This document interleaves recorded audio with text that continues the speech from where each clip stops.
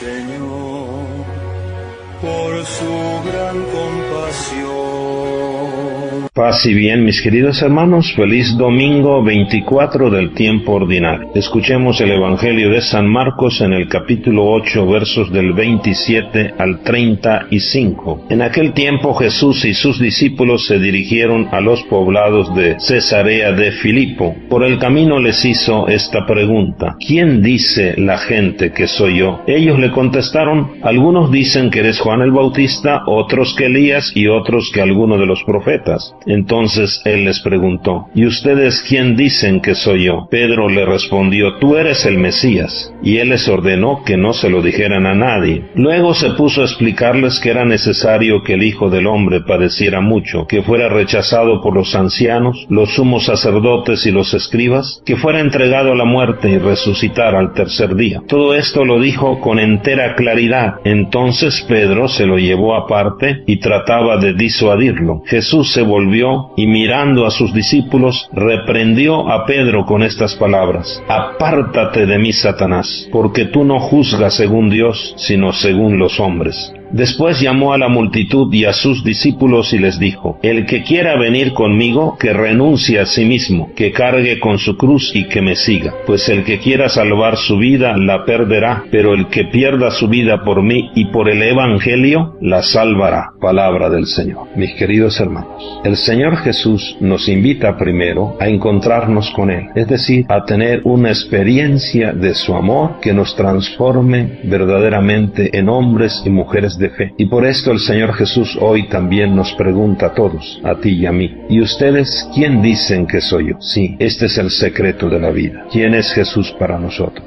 San Francisco de Asís nos decía que nosotros somos lo que Jesús es en nuestra vida. Aquí está el secreto de nuestra vida. ¿Quién es en verdad Jesús para mí? ¿Quién es en verdad Jesús para ti? Debemos tener claridad. El discípulo necesita tener claridad de quién es Jesús, porque solamente así puede seguirlo.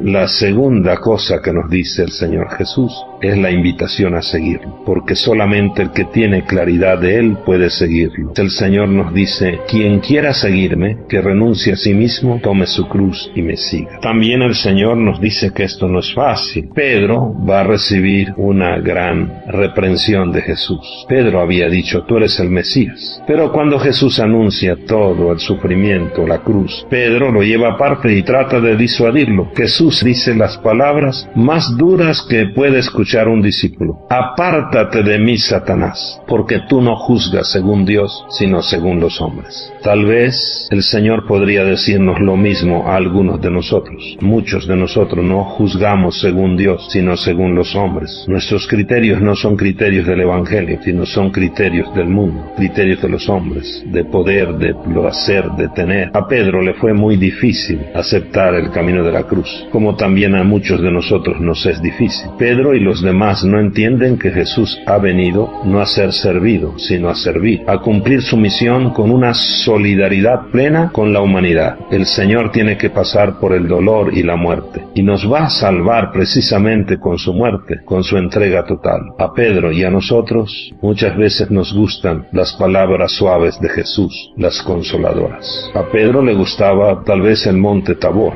la transfiguración, pero no quería entender todavía el sentido del otro monte, el monte Calvario. A nosotros nos gusta a veces la comodidad de la vida cristiana. La vida cristiana tiene cruz. Ojalá y le encontremos sabor al Calvario. Hay que pensar cuántas veces tomamos esta actitud de Pedro, de ponernos delante de Jesús y decirle lo que tiene que hacer Él. Cuántas veces nos aferramos a un proyecto sin preguntarnos si es lo que verdaderamente Dios quiere de nosotros, es decir, que nosotros queremos hacer nuestra vida sin Dios. Decimos que tenemos fe, pero nuestras obras dicen lo contrario. El apóstol Santiago nos dice: ¿de qué le sirve a uno decir que tiene fe si no lo demuestra con obras? ¿Acaso podrá salvarlo esa fe? Creer en Jesús No solo hay que hacerlo de palabra, sino viviendo según su estilo de vida. Quien cree en Jesús tiene que vivir como Jesús. El apóstol nos invita a que manifestemos nuestra fe con la vida, con las obras. No basta con que digamos que creemos en Jesús, sino tenemos que aceptarlo en serio. Tenemos que seguir sus huellas. Tenemos que exigirnos en el camino de la cruz.